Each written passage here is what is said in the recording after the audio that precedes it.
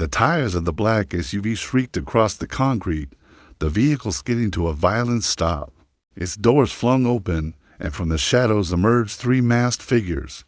Without hesitation, they yanked Victoria Montgomery from the back seat. One of them pressed a cold pistol to her temple. 12 million, or she dies. His voice was gravel, and menaced. No one saw the janitor standing nearby. No one ever did. That was the point.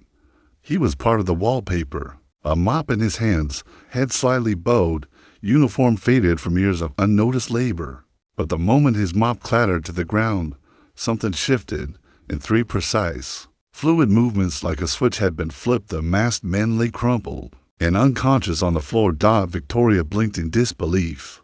Who was this invisible man who now stood like a predator emerging from camouflage? She had no idea then, but she was staring at a forgotten hero, a ghost of war, cloaked in silence and sorrow. A man who once led missions through hell, but now walked among civilians as a phantom.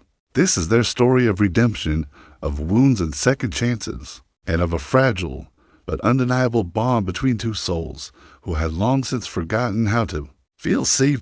Ethan Riley was a man constructed to disappear, broad-chested, callous hands, and eyes lined with years of grief. He wore his janitor's uniform not as a job, but as a shield. At 38, his posture carried the weight of a life once lived on battlefields. Every night, he locked the apartment door twice, checked the street from behind the curtains. Old instincts, habits from another life. 8 years in Delta Force had carved reflexes into his bones. But after his wife Rebecca lost her battle with cancer 3 years ago, Ethan walked away from war. He chose invisibility over honor, floor wax over firepower. He needed to raise Sophie, his radiant, curious 7-year-old daughter, in a world with less danger. She was the only light left in his broken sky.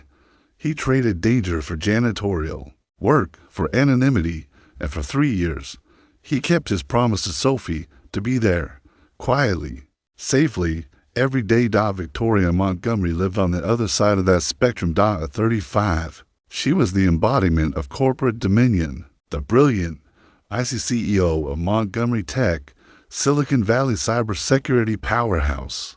Her copper-red hair always sleek, her designer suits tailored with surgical precision, each piece of clothing, each move, a calculation. Orphan at 12, Victoria clawed her way out of the foster system and built an empire from willpower and intelligence alone. But success had its own silence. Her penthouse apartment remained pristine and impersonal. No laughter echoed through its halls.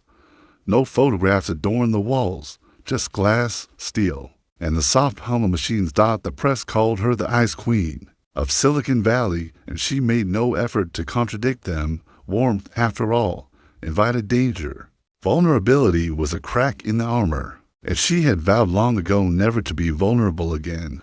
It was late on a Friday night when the threads of these two lives began to tangle. Victoria sat hunched over acquisition reports in her office, glasses perched on her nose, a meal left untouched on her desk. Her security chief, Marcus, entered with urgency. "We received another threat, Ms. Montgomery. This one's more specific." She didn't even glance up. "Increase security." "But I'm not canceling my Singapore meeting." That was Victoria always. Certain, always invincible. She left the building near midnight. The executive garage was empty, save for the soft purr of her awaiting sedan. Her heels echoed off the walls as she approached, mind already preoccupied with the next day's briefings. When the overhead lights flickered, she barely noticed. Maintenance. She assumed. Her driver greeted her, opened the door. "Good evening, Ms. Montgomery." She slid into the seat, then assent. Off. Wrong. Before her reflexes could catch up, a cloth was pressed to her face.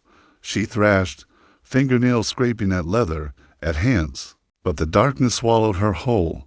She woke dazed, still inside the garage. Her head throbbed.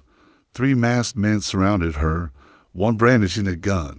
Through the tinted glass, her driver stood trembling, phone in hand. 12 million in 10 hours. The leader said, his voice like ice on glass, "or she doesn't make it to sunrise." Victoria's mind snapped back online, crystal clear and unflinching. Years of executive decision sharpened her thoughts into strategy. These weren't amateurs. They were professionals. They knew her schedule, her habits. They had bypassed her security like it was child's play, not far from the chaos. Ethan stood with his mop dot. He saw the formation instantly, how they spaced themselves, how they moved, military or private sector mercenaries. The muscles in his jaw tightened. Sophie's face flickered in his mind, her sleepy voice asking for pancakes in the morning. To step in would mean exposure, questions, a past resurrected, a life he had buried beneath bleach and silence. But then he saw her, Victoria, Montgomery, with a gun to her temple, and something in her eyes reminded him of the soldiers he once led, that unbreakable will, that refusal to beg. The decision made itself. Ethan slipped his fingers over the nearby control panel and flicked the emergency lights. Darkness, movement, precision, a kick, a twist, an elbow to the throat. The first attacker hit the ground like a dropped weight. The second reached for his weapon, only to find his arm locked and straining. Ethan pivoted behind him, disarming without fanfare. No room for theatrics, only results. The leader spun to fire, but Ethan was already there. His body a blur, his movements too fast, too efficient. The man's gun clattered away, useless. Seconds passed. That was all. When the emergency lights returned, 3 armed men lay incapacitated. Victoria sat frozen, eyes wide not in fear, but all she had walked past this man 100 times. She had never seen him. He wasn't frantic. He was composed, surgical, every strike calculated, every movement a memory from a different life. When building security arrived, finally responding to the panic button, they found 3 restrained kidnappers and the janitor, mop in hand, calm, like he'd merely cleaned up a mess. Victoria stepped toward him, eyes studying him like a code she couldn't crack. "Who are you?" He didn't meet her gaze. "Just the janitor, ma'am." He picked up the mop. "No," she whispered. "You're not." He looked up, just once. "With all due respect, it's better for both of us if I am." As police swarmed the garage, Victoria watched him vanish into the shadows, but her resolve crystallized. She had built $1 billion empire by solving puzzles. She would find him and find out why a ghost had saved her life. The next morning, Victoria sat in her office, eyes fixed on the surveillance footage. Frame by frame, she analyzed his movements, so smooth, so efficient, not flashy lethal, military. She murmured. Marcus nodded. "Not just military, special forces, I'd bet my life on it. And we had him scrubbing urinals," she whispered, more to herself than to Marcus. He shrugged. "We don't exactly vet janitors like we do executives." "Well, we should start," Victoria muttered. Her assistant entered, a file in hand. Ethan James Riley, employed by Buildcare Janitorial for 3 years. Before that, almost nothing. Records are sparse. Nobody is nothing. Claire, dig deeper. I tried. His trail goes cold. It's like he erased himself. Then, "We use my channels," Victoria said, voice firm. "Call in the favors. Government contracts. Department of Defense. Someone out there knows who he really is." By the afternoon, she had pieces. A wife named Rebecca deceased. A daughter, Sophie. Honorable discharge. Sealed records. She took it further. A visit to an old general who owed her a favor. Riley, the general said softly, was the best we had. Delta Force, elite, led the Jensen Embassy rescue in 2018. 34 hostages. Not a single shot fired. He was a strategist. Operator with surgical grace. Pentagon wanted him leading major ops. "What happened?" Victoria asked, her voice barely above a whisper. "His wife, diagnosed with late-stage cancer. He requested a transfer to care for her after she passed. He walked away, vanished. Why?" "Janitorial work," the general sighed. "Some men don't want to be heroes anymore. They just want to be dads." Victoria left the building that evening with a storm inside her chest. This wasn't about a janitor saving a CEO. This was about the broken souls, one running from power, the other clinging to a dot, and maybe, just maybe, they could find something in each other neither knew they were still capable of. Healing, because sometimes true strength doesn't roar. Sometimes it mops floors quietly, watches without speaking, and when the moment comes, it moves with the grace of ghosts and the heart of someone who's lost everything, but still dares to save someone else, even if it means being seen again. She said it with a bemused shake of her head, her voice laced with equal parts curiosity and disbelief. He just disappeared, and then turned up as a janitor in my building. Victoria Montgomery, the woman who had built an empire with logic and leverage, sat quietly for once, the image of Ethan Riley still fresh in her mind. A man with his kind of training could name his price in any high-level security firm in the country. Marcus, her head of security, simply replied, "If he's cleaning floors, Miss Montgomery, it's because he chooses to." That evening, Victoria waited by a dented old pickup truck in the dimly lit employee parking lot. A gust of wind curled around her ankles as she stood alone, her designer heels clicking on the cracked concrete. When Ethan finally emerged from the building, his eyes scanned the lot instantly, body tensing the way only soldiers do when danger is a constant expectation. His posture shifted, calculated, wary, alert. "Miss Montgomery," he said curtly. "Mr. Riley, or should I say, Captain Riley?" she asked, stepping into his path. A flicker of something, maybe recognition, maybe regret, passed through his eyes, though his face remained impassive. A muscle in his jaw tightened. "I'm just a janitor now." She crossed her arms.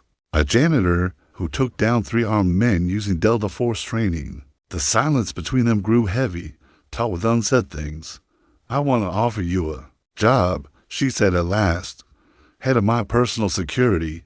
The compensation would be substantial." "I'm not interested." He moved to step around her, but Victoria, unaccustomed to hearing the word no, sidestepped to block his way. "You have talents people would pay millions for. Why waste them mopping floors?" His calm exterior cracked just for a second. A flash of something raw burned in his gaze. "Because those talents came at a price I'm not willing to pay anymore. I have a daughter. She needs a father who's present, not someone who vanishes on black ops missions or makes enemies that knock on your door at night." Victoria's voice softened. "This job could change your life, your daughter's future. My life doesn't need changing, Miss Montgomery." His words were quiet, but resolute. "I'm exactly where I need to be." She tried again, this time almost pleading, hiding, throwing away everything you could be. His eyes lit with the first genuine spark of emotion she'd seen in him. "There's nothing wasted about keeping my promises to Sophie. Now, if you'll excuse me, she's waiting." Victoria watched him drive off, the taillights of his rusting truck fading into the dusk. She was equal parts irritated and intrigued. In her world, everyone had a price. Ambitious board members, politicians, CEOs, they all bowed eventually to the right leverage. But this man, he stood like a mountain, a movable dot, and suddenly she needed to know what would move him. The next morning, a thick file landed on Victoria's desk and requested, unsigned, a detailed security assessment of Montgomery Tech.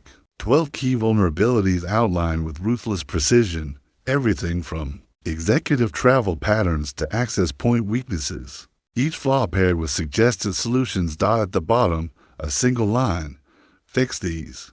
Consider it my professional courtesy." Victoria leaned back, staring at the document in stunned silence. This was no ordinary report.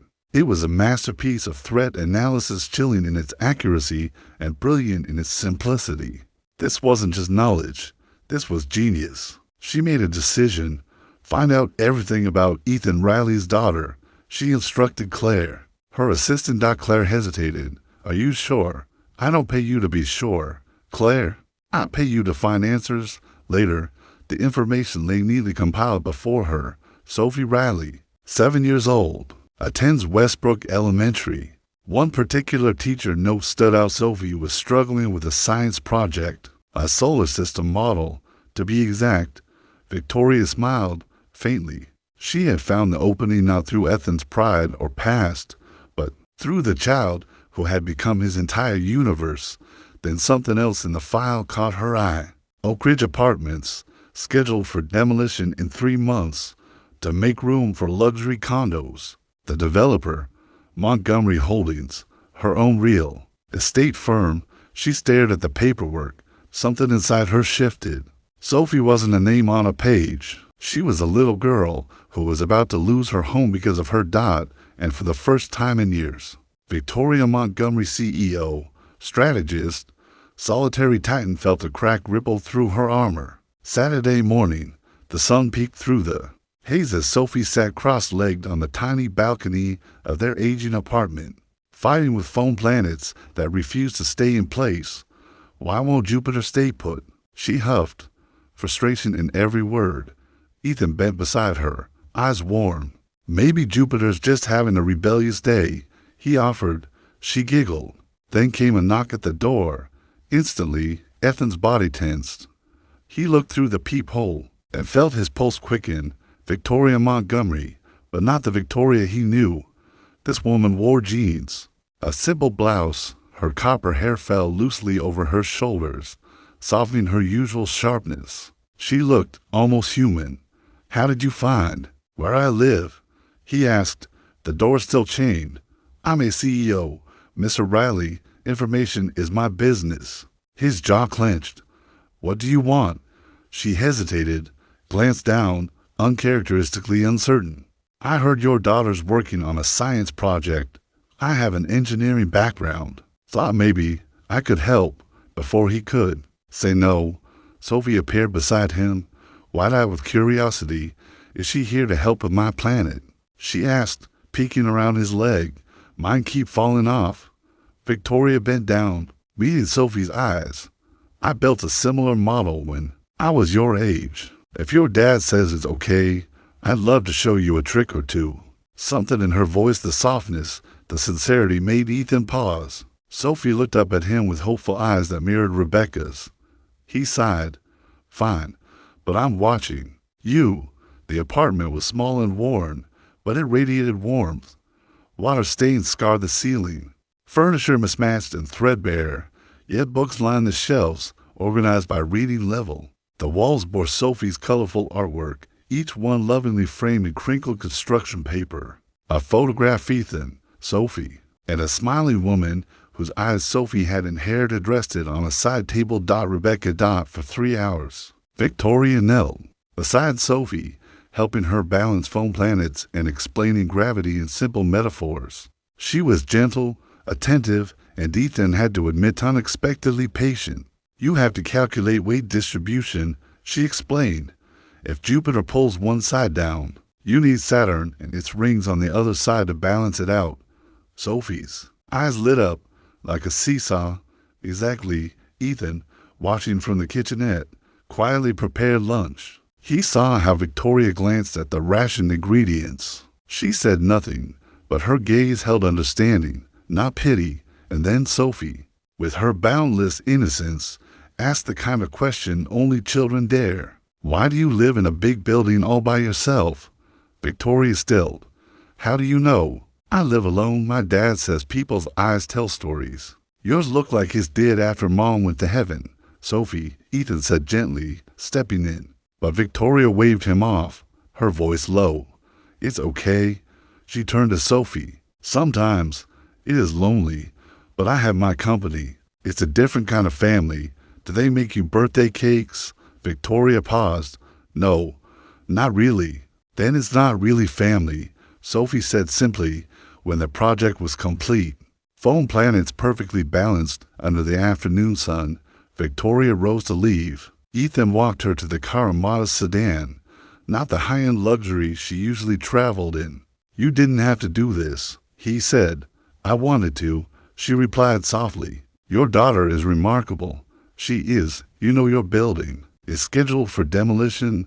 He nodded, jaw clenched. 3 months to find something we can afford. 30 families out on the street. She met his eyes, and for the first time he saw guilt in hers. "I came to tell you the project's been halted. The building will be renovated. Residents can stay." His eyes narrowed. "Why?" "Business reasons," she said quickly. "Better tax advantages." He didn't press. "Thank you," he said quietly, with no elaborate gratitude, but no bitterness either. Just truth. That night, in her silent penthouse, Victoria stood at the window and stared out not at profits or acquisitions, but at homes, at families, like Ethan and Sophie, people whose lives were more than numbers in a file. She opened her laptop and began reading Delta Force, hostage negotiation, field tactics, extraction under fire. If she was going to understand Ethan Riley, she needed to understand the world that shaped him. And elsewhere, in a small apartment that now felt just a little more secure, Ethan tucked Sophie into bed. Their quiet ritual resumed, but the day had changed them both, and neither of them quite knew how deeply yet. "I'm like your friend," Sophie whispered sleepily, her voice wrapped in the drowsy hush of bedtime, clutching the threadbare stuffed rabbit that had weathered 3 apartment moves and more laundry cycles than Ethan could count. He smiled faintly, brushing a hand across her forehead. "She's not my friend, sweetheart. She's my boss's boss's boss." Sophie blinked up at him, her innocence unfiltered by the world's harshness. "She looks at you like Mommy did in those videos, like you're her favorite person to." "Fine." The words lingered. Ethan pressed a kiss to her forehead, dismissing the observation with a father's gentle deflection. But that night, long after Sophie's breaths deepened into sleep, he found himself seated at the kitchen table, Victoria Montgomery's business card in his hands, turning it slowly between his fingers. He thought of the woman who spent her Saturday helping a stranger's child, and he wondered for the first time what might live behind the careful armor of a woman like her. Monday arrived cloaked in the usual rhythm of mops and silent footsteps, until Ethan found a note tucked among his. "Cleaning supplies, security office. 10 a.m. VMHE almost ignored it, but curiosity sharpened by something unspoken pulled him forward. In the sterile confines of the security office, Victoria stood with Marcus, her head of security. Tension hung in the air like a storm, waiting to break. "We have a situation," she began, voice cool but clipped. "A disgruntled ex-employee is threatening to sabotage the Singapore contract signing." Marcus shifted, defensive. "With all due respect, you missed 3 infiltration attempts last month." Victoria cut in sharply. "Mr. Riley spotted them all." She handed Ethan a tablet. Security footage played timestamps, angles, behavior patterns. Ethan had been running independent sweeps during his night shifts, his instincts too ingrained to ignore. He handed the tablet back without comment. Force of habit. "I'm offering you a short-term consulting position," she said. 2 weeks. "Help us secure the Singapore signing. Full pay in advance." She slid a thick envelope across the table. He opened it.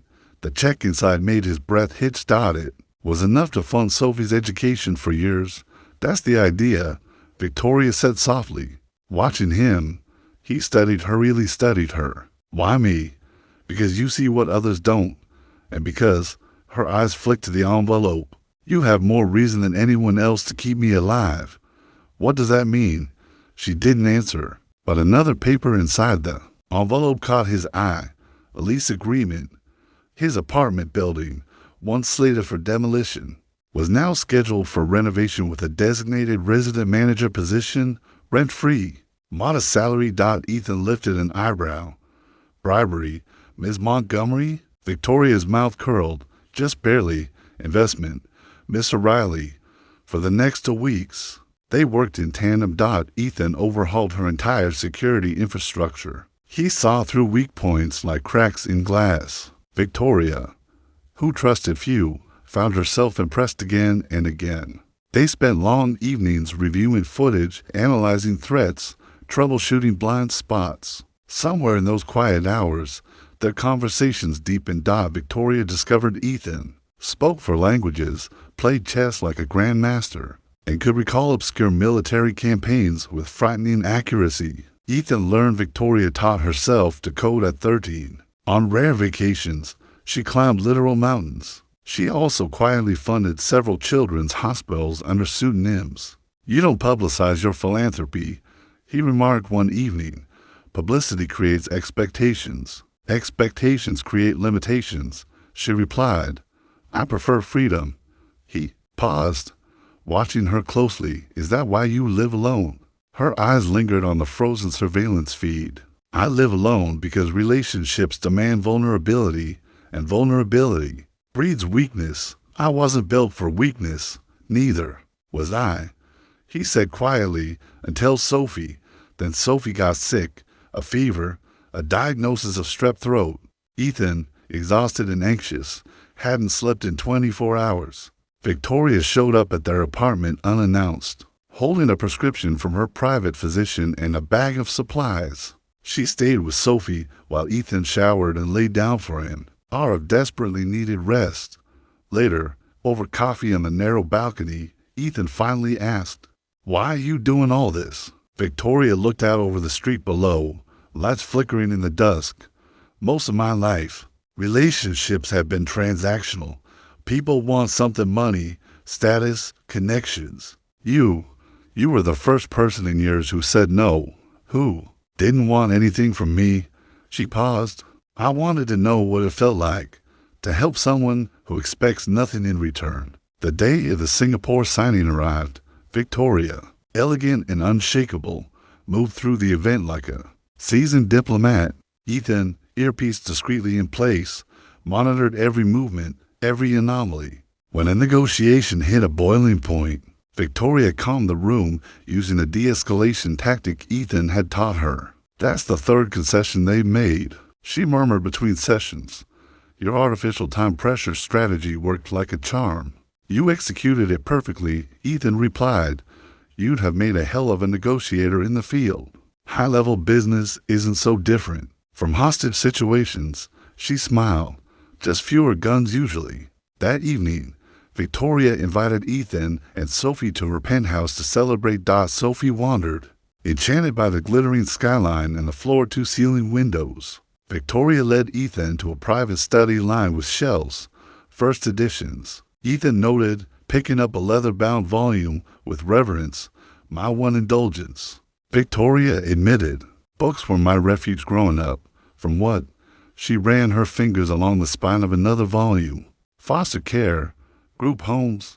After my parents died, the system raised me. Books were the only things that stayed the same." Ethan's hand brushed hers as he reached for the same book. Neither pulled away. The moment hung between them like a held breath, fragile, suspended, meaningful. It was broken only by Sophie's voice calling from the kitchen. They found her covered in flour and panic, pasta scattered like confetti. "I wanted to make something special," Sophie explained, near tears. "Dad said you probably never had home-cooked meals." Victoria took in the mess and laughed. A real, unguarded laugh. "I haven't cooked since college. Last time, I set off the fire alarms at 3 dormitories. Together. The 3 of them cobbled together a chaotic, imperfect, utterly human meal, and it felt like home." Later, Sophie fell asleep curled on Victoria's white designer couch, the hem of her dress dusted with flour. Victoria and Ethan stood on the balcony, city lights flickering below like galaxies. "The consultation is over," she said quietly, "but I'd like to offer you a permanent position." Ethan shook his head. "I told you I'm not going back to that world." "Not security," she said.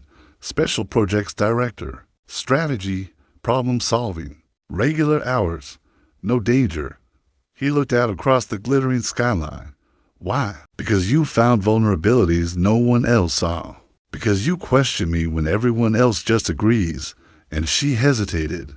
"Because when you and Sophie leave tonight, this place will feel emptier than it ever has."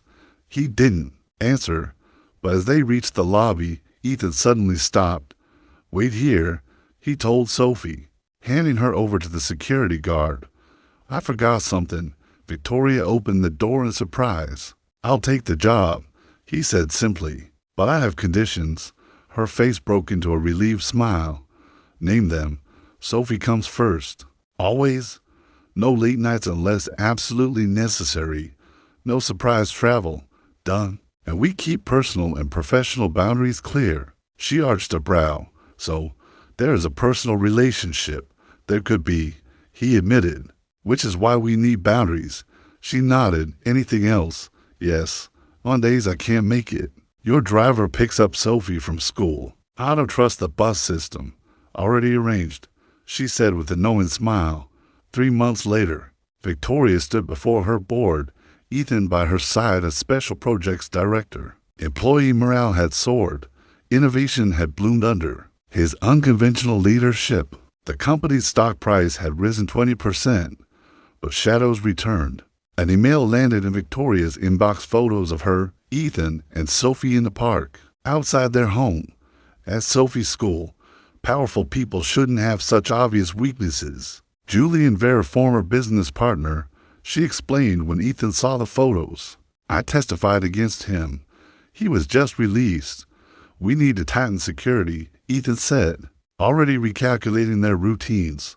Now, no, Victoria whispered, fierce and afraid. I won't let him disrupt Sophie's life. The contract renewal is tomorrow, Ethan reminded her. He's trying to shake me. This isn't your decision alone anymore, Ethan said, his voice firm. It's mine too. She said nothing, but her silence didn't mean surrender. The signing ceremony proceeded under heightened security. Victoria was flawless, gracious, strategic, poised. She remembered names, children, even allergies of the Singapore delegates, and Ethan, always watching, always ready. That's when he noticed the caterer stiff, too aware of exits. Movements not quite natural. Something was wrong, and Ethan Riley was done letting shadows take the people he loved. The moment Ethan's phone vibrated, every instinct honed over years of training screamed at once. Warning. He reached into his pocket, heart already beginning to race. A text from Sophie's teacher blinked on the screen. Your daughter wasn't. Picked up. Is everything okay? A blast of icy dread swept through him like a bullet to the gut. His fingers tightened around the phone. He turned to Victoria, cutting through the murmuring negotiation room with urgency, and showed her the message without a word. She scanned it once. Her voice dropped immediately into steel. Go, she commanded, turning away from the stunned lead. Negotiator mid-sentence. I'll finish this. Ethan didn't hesitate. At the school, the teacher's explanation did little to soothe his spiraling panic. A woman showed up with Sophie's photo, claimed she worked for your office, Mr. Riley. She had emergency codes. Everything looked legitimate. Then his phone rang. He answered, dread already rising. A voice as cold as frost hissed through the speaker. Your daughter is safe for now. Tell Montgomery to transfer $20 million to this account, or she disappears. Werner. Victoria arrived minutes later, heels clicking with deadly purpose, already dialing her top security contacts. We'll pay, she said without hesitation, her tone absolute. But Ethan's calm reply stopped her. No. She turned to him, confused. His voice was controlled, but sharp as a blade. If we pay, we lose our only leverage. Sophie becomes disposable. Victoria blinked, startled by the quiet certainty in his tone. I've handled 37 hostage rescues, he continued. I've never lost one. Then his eyes met hers, intense, unwavering. But I need you to trust me, completely, for a woman who had spent her entire life being in control. Handing over the reins was like standing on the edge of a cliff. But after a pause, she nodded once. I trust you. Ethan went to work. The transformation was instantaneous, like a dormant weapon awakened. The quiet janitor, the thoughtful strategist both vanished. In their place stood a master tactician. He contacted Werner directly, slipping effortlessly into the role he had long buried, calm, precise, psychologically 10 steps ahead. He manipulated time pressure, gained Werner's confidence, extracted details and fragments, a phrase here, a vocal pause there. Victoria watched, mesmerized by his brilliance and haunted by what it must have cost him to learn the skill so well at his command. She leveraged her network, private satellites, encrypted databases, and secure comm lines tools of corporate war now redirected for something far more important. A life, Sophie's. When Ethan pinpointed an abandoned warehouse as the likely holding location, Victoria refused to. Stay behind. You shouldn't be there. He warned. You're the target. She's your daughter, she replied, her voice fierce. But she matters to me too. He saw it in her eyes, determination, raw and unshaken. At the warehouse, Ethan outlined a distraction plan, but Victoria stepped forward, gaze locked. No, I'm going in. You're not trained for this. I'm the one he wants, she said. Not Sophie. His voice turned sharp. Absolutely not. This isn't a discussion. You told me real leaders make hard decisions. Then softer, her eyes shimmering. Let me do this. For Sophie, for you. Before he could stop her, Victoria stepped into the open. Werner, she called out, her voice steady, drawing him from the shadows. And there he was, gun in hand, cruel grin etched deep. The great Victoria Montgomery, he sneered, risking everything for some janitor's brat. She didn't flinch. I transferred 10 million, she said. You'll get the rest when Sophie is safe. Werner barked a laugh. You're not in control anymore. Neither are you, Victoria replied, her voice cool and unbothered. The building is surrounded, but I'm offering you a way out. The money, a private jet, full disappearance protocols developed by my own teams. Even as she spoke, Ethan melted into the darkness inside, room by room, hallway by hallway. He moved like a shadow, silent, sure. Then he found her. Sophie tied to a chair in a back office, eyes wide but dry, brave. Dad, she breathed when she saw him. True, he whispered, pressing a finger to his lips with swift, silent force. He dispatched the lone guard with surgical precision. Victoria's here too, he added, scooping her into his arms. We're going home. Meanwhile, the warehouse tension thickened. Werner's smile vanished the moment he realized something was off. His eyes narrowed. You transferred a fake account. Victoria's eyes didn't waver. I embedded a tracker. His rage exploded. The gun raised, aimed straight at her. You won't shoot me, she said, voice like iron. Why not? He snarled. Because I'm not what you really want, she said. You want revenge. You want chaos. But this, killing me, it won't erase your debts. At that moment, Ethan's voice crackled in her earpiece. Package secured. Something changed in her posture. Just enough. Werner lunged, furious. But Victoria didn't move away. She moved through. A pivot. A redirection of force, one of the very techniques Ethan had drilled into her. During late-night security sessions, Werner stumbled. And that was all the time needed. Armed units stormed the warehouse. Outside, Ethan placed Sophie gently on the ground. She ran into his arms and then, with childlike certainty, she turned to Victoria and embraced her, too, for a moment. They stood there, father, daughter, and the woman who had once lived in glass towers and solitude, now enveloped in a child's trust. Later that night, as Sophie slept safe in her bed, the soft rhythm of her breathing a balm to Ethan's battle-worn heart, Victoria stood quietly in the living room. You risked everything, he said, eyes searching hers. Why? Her composure broke, just slightly. Her voice trembled. Because, for the first time in my life, something matters more than power or control. She looked at him, raw and unguarded. You and Sophie, you become my family, and I couldn't bear to lose that. Ethan stepped forward, took her hand. When Rebecca died, I thought I'd never feel whole again. I built walls for Sophie, for me, to keep danger out. He paused. But all those walls, they kept everything else out, too. His voice softened. I don't want to be protected anymore. Neither does Sophie. Victoria moved closer, tears and strength balanced in her eyes. Neither do I. 6 months later, Montgomery Tech pulsed with transformation. The once frigid security division now stood as an industry beacon, rebranded as a rapid response unit trained for crises. Under the guidance of Ethan Riley, his blend of field expertise and unshakable discipline paired with Victoria's strategic foresight, had shifted the tides of corporate safety across Silicon Valley. In the boardroom, Victoria addressed a sea of international investors. Montgomery Tech isn't just changing technology, she said. We're changing lives. Behind her, a presentation displayed the new foundation, the Second Chance Initiative, a program providing cyber training and support for veterans and single parents. Over 50 placements had already been made. Ethan's network had opened doors that money alone never could. Later, board member Lawrence Palmer approached. Remarkable year. Quite the turnaround, he said. The Riley effect? Ethan helped me see potential in the company and in myself, she replied. Then, a sharper question. There are rumors about your personal involvement.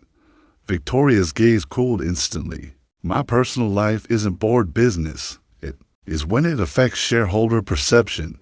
A CEO romantically involved with a former janitor, special projects director, she cut in, voice clipped. With military credentials your consultants can't match. A mine that's increased crisis profitability by 40%.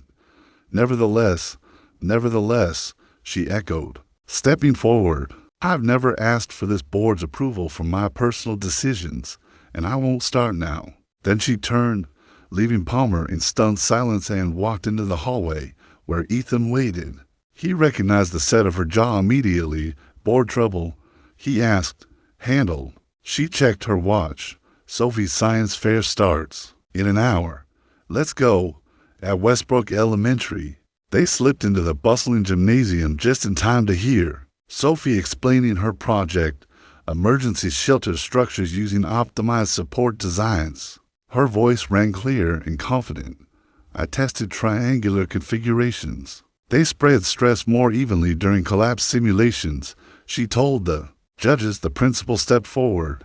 First place, Sophie Riley. She beamed, holding her trophy high. Later, she explained, my dad told me sometimes buildings fall down, but if you use the right supports, they stand stronger than before. Victoria squeezed Ethan's hand. Both understood she wasn't just talking about structures. She was talking about them. That evening, back in Victoria's penthouse, now adorned with family photographs, messy kid art, and laughter in the air, Ethan opened a letter. His military record had been amended, classified missions recognized, commendations approved. How'd he asked. Victoria smiled. I made some calls. Your daughter deserves to know her father's a hero. Later, his phone lit up with messages from old comrades, men and women who had, like him, disappeared into quiet lives. One message stood out. Knew you'd find your way back, Riley. Different battlefield, same warrior. Victoria found him on the balcony, staring out at the skyline. Regrets? She asked softly. No. He replied. Gratitude. I spent years hiding. Thought invisibility was the safest way to live. He turned toward her. But being truly seen by the right person, that's the greatest security of all. 1 year later, Victoria's penthouse overflowed with color and laughter. It was Sophie's 8th birthday. Children ran through hallways once silent. Balloons brushed against modern art. Frosting clung to white furniture without apology. And in the center of it all stood a family forged not by blood, but by choice. By trust. By second chances. And by the understanding that the strongest shelters are built not from steel and stone, but from love. Asterisk. Not long ago, their presence might have stirred whispers, murmured doubts about an impossible pairing between a stoic ex-soldier, a high-powered CEO, and a bright little girl who had seen too much too young. But tonight, under soft kitchen lights and the golden hush of early evening, those whispers had long since quieted. What remained in their place was acceptance and unspoken recognition that what bound this trio was something far deeper than circumstance. Love, earned, fought for, chosen. Victoria stood at the counter, her brows furrowed in fierce concentration, as she arranged candles on a slightly lopsided cake, the third attempt after the culinary disasters that had turned her pristine kitchen into a battlefield of flour and scorched icing. Behind her, Ethan slid his arms gently round her waist, resting his chin against her shoulder. Not bad for a CEO who couldn't boil water a year ago, he teased. his voice a soft rumble near her ear. She leaned back into him with a smile that no longer needed effort. I had a good teacher, Sophie, of course, she agreed with a quiet laugh. You still burn toast. That laugh, free, unrestrained, and entirely genuine, filled the room like sunlight through a storm-drenched window. It was the sound of a woman who had rediscovered herself in the unlikeliest of places.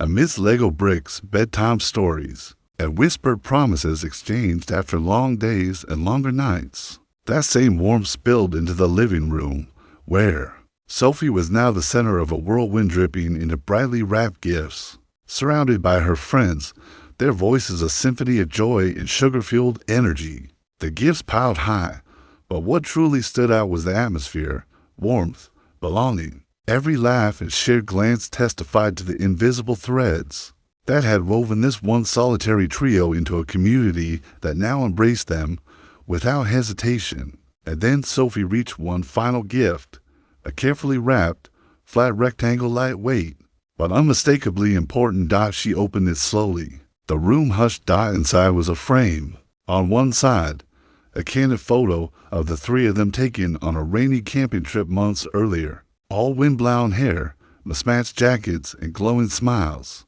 On the other, a set of official adoption papers. Sophie gasped, the air catching in her throat. You could be my real mom now, she explained simply to her wide-eyed friends, her voice calm. Sure, like this was the most natural thing in the world. But she already was, anyway. Later, after the last guest had waved goodbye and the last balloon had drifted lazily toward the ceiling, the three of them sat out on the balcony, the sky melting into a tapestry of gold, rose, and deepening violet. The city below buzzed in its usual unrelenting rhythm, but here, in this elevated space of peace and quiet, time seemed to pause just for them. Sophie curled between them, her head resting against Victoria's side, her fingers laced with her father's, despite sleepy protests of "I'm not tired." Her eyelids fluttered in slow defeat. Ethan glanced down at her, his heart full in a way he hadn't thought possible since Rebecca. "I never thought I'd have this again," he murmured, voice nearly lost beneath the hum of distant traffic and the breeze rustling through high-rise treetops. Victoria's hand moved gently to the slim ring on her finger. Not flashy, not diamond-studded, but perfect. It was a ring Ethan had designed himself, crafted from the metal of his old military dog tags, blended with a tiny stone from Rebecca's original ring, placed with Sophie's blessing. "I never thought I'd have it at all," she said softly. Sophie stirred, her voice slurred with sleep. "Tell the story again. The one where you met." Victoria smiled. "Which version? The one in the press release, or the real one?" "The real one." Sophie yawned. "Where Dad was a superhero in disguise."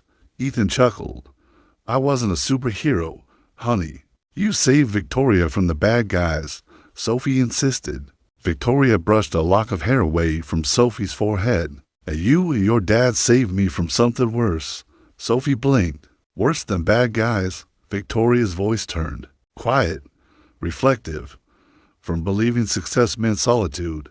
That strength meant needing no one. That love had no place in the lives of people like me." She looked at Ethan and then down at their daughter, because she truly was theirs now. "You taught me that real strength isn't choosing each other." As Sophie finally surrendered to sleep, her breath even and slow, Ethan and Victoria met, eyes over her sleeping form. There was no need for words. They had been changed radically and irreversibly. He, from the invisible man who mopped floors and guarded his heart behind duty and silence, to a man who stood tall in his own truth. She, from the impenetrable tower of intellect and iron-willed control, to someone who now understood that vulnerability wasn't weakness, but perhaps the deepest form of courage. The journey to this moment hadn't been without turbulence. There were nights Ethan still awoke from nightmares, ghosts of missions gone sideways, of lost comrades and impossible decisions, and sometimes, when stress mounted and deadlines loomed like shadows, Victoria would revert to her fortress of detachment, her voice turning sharp, her eyes distant. But they had learned to weather each other's storms, to be each other's shelter. to speak the language of healing not with grand gestures, but with small, unwavering ones, a warm cup of tea, a hand placed silently on a trembling shoulder. It whispered, "I'm here. Happy birthday, sweetheart," Ethan whispered into Sophie's hair, kissing her temple as she slept nestled between them. Victoria reached for his hand, and together they completed the circle. "Happy new beginning," she murmured, her voice like a prayer. To all of us, below them, the city shimmered, still spinning, still striving. But up here, in the quiet glow of flickering candles and sleeping breath, three souls who had once drifted alone now sat tethered to one another in the most extraordinary way. They had found what they thought they lost forever, not just love, but home. And perhaps the most beautiful truth of all, sometimes being saved is only the beginning of the story.